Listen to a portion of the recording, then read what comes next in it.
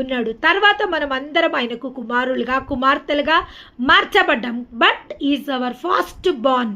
ఆ దేవదేవునికి మొదటి కుమారునిగా ఆ దేవదేవుడు జన్మించడం జరిగింది.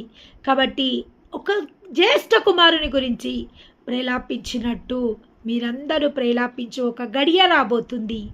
అవును కదా, మనము మన కుమారుని బలిగా సమర్పించినము. మన ఒక బిడ్డని కోల్పోతే తల్లి ఏ విధంగా అంగలారుస్తుందో, ఒక బిడ్డని కోల్పోతే ఏ విధంగా తల్లి ఆర్తధ్వని ఉంటుందో, ఆ యేసు ప్రభు గురించి ఆ విధంగా ఆర్తధ్వని, ఆ విధంగా రోధించే సమయము, ఆ కాలంలో ఒక కాలం రాబోతుంది.